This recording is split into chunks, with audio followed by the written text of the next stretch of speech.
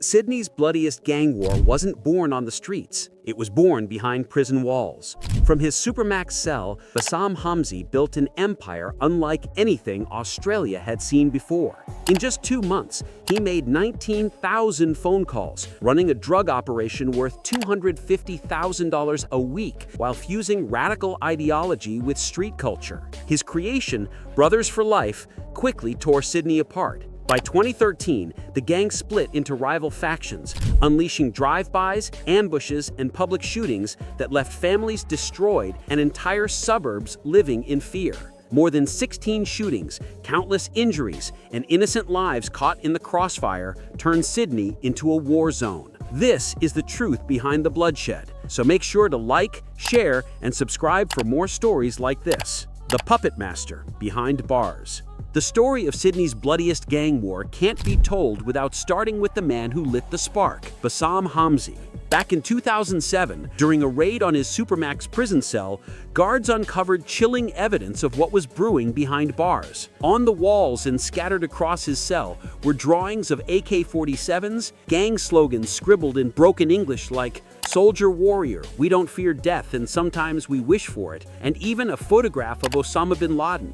Hamzi was no ordinary inmate. He was already serving 21 years for the cold-blooded 1998 nightclub murder of Chris Toumazis in Darlinghurst. But prison walls didn't slow him down.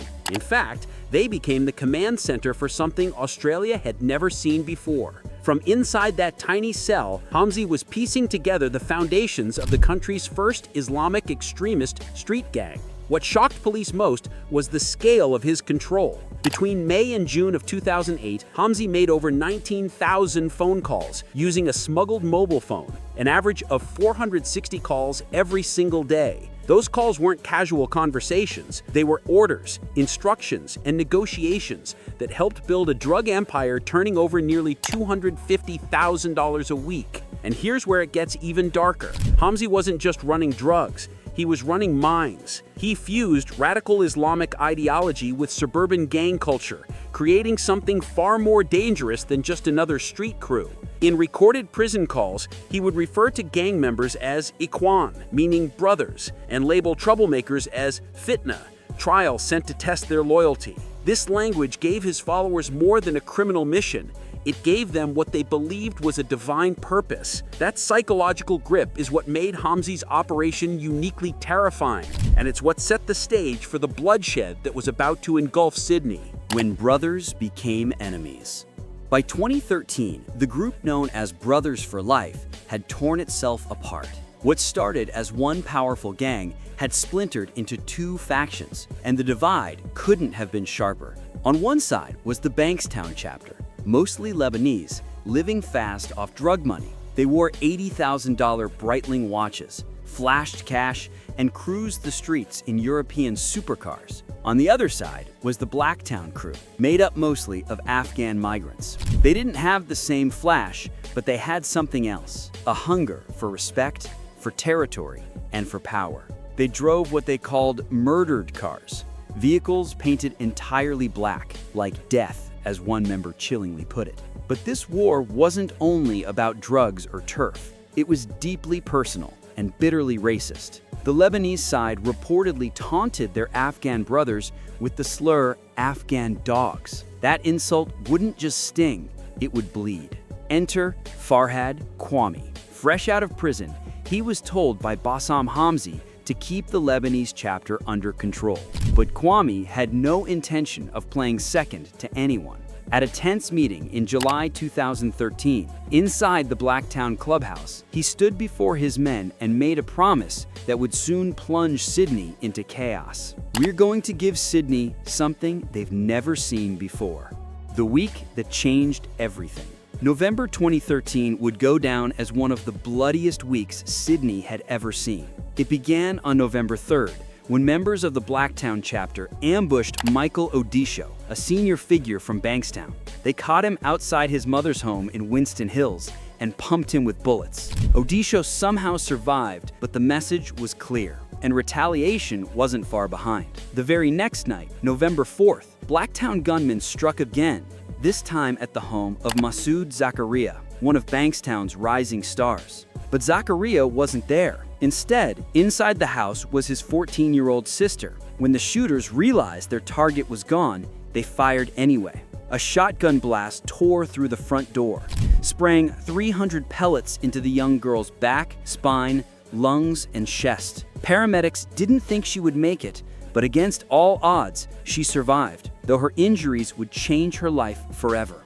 Then came November 7th, the day Sydney saw just how reckless this war had become. Outside the busy Chocolate Cafe in Bankstown, Blacktown gunmen unleashed a hail of bullets on a car in broad daylight. 3 men were hit, the streets turning into a war zone in front of terrified witnesses. By this point, police had seen enough. NSW authorities mobilized Strike Force Roxana and Strike Force Citella, flooding western Sydney with helicopters, surveillance teams, and undercover officers who began working their way into both factions. The prison connection, Supermosque.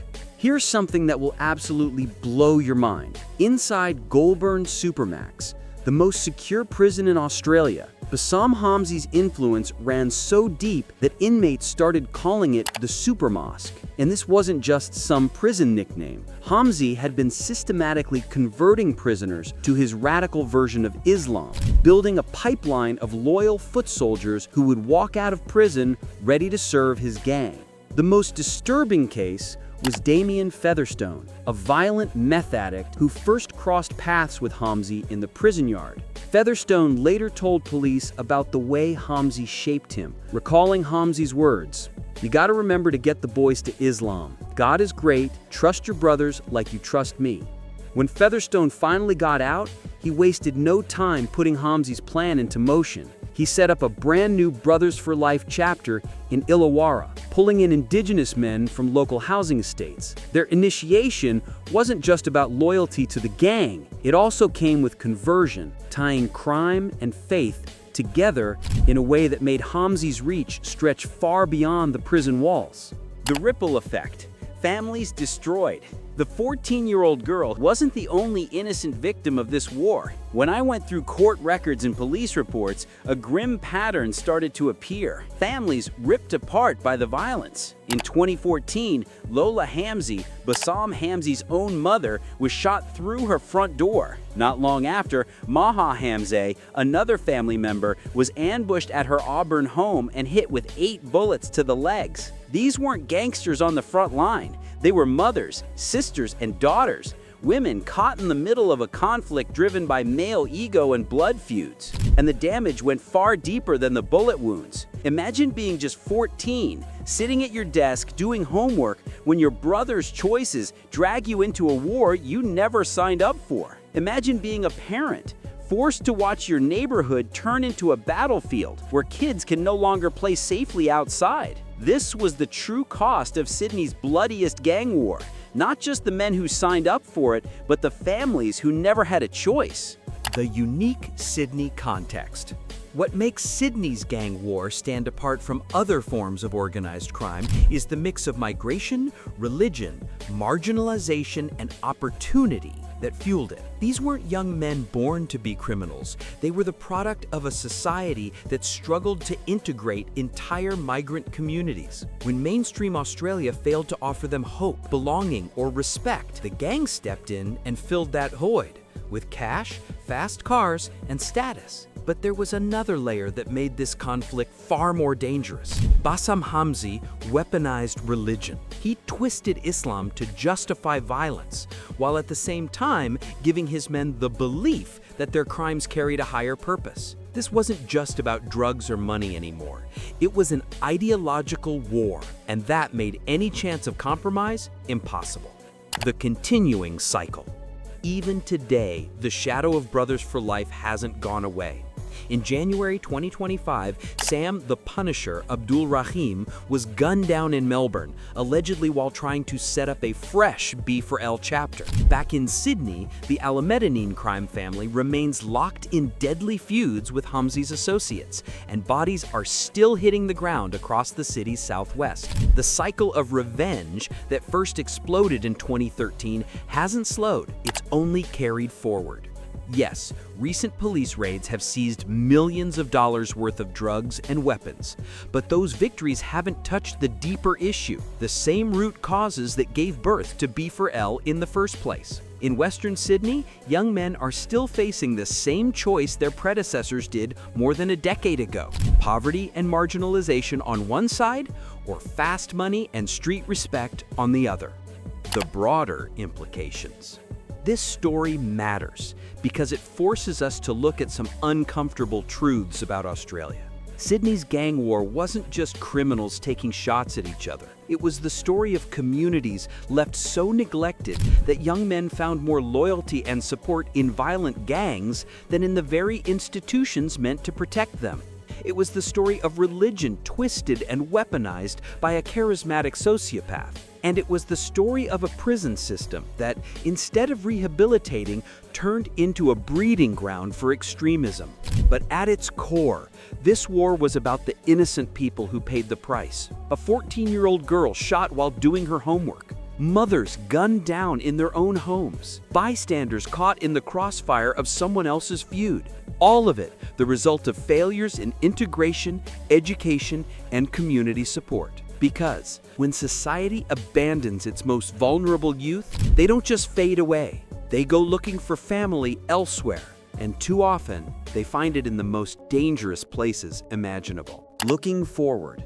The truth behind Sydney's bloodiest gang war isn't just a story about the past, it's a warning about what could come next. As long as communities remain pushed to the margins, stripped of hope and opportunity, figures like Bassam Hamzi will always find new recruits. And as long as prisons act more like universities of crime than places of rehabilitation, fresh gangs will rise to take the place of the old ones. The deepest tragedy here isn't only the bloodshed, it's the waste of human potential. Young men like Omar and Latif could have grown into anything: entrepreneurs, community leaders, fathers raising kids in peace. Instead, they became foot soldiers in a war that only ever served the puppet masters pulling strings from behind bars. Yes, Sydney's gang war ended on paper with mass arrests and long prison terms, but its legacy still lingers in broken families, scarred neighborhoods, and a cycle of revenge that feels impossible to break.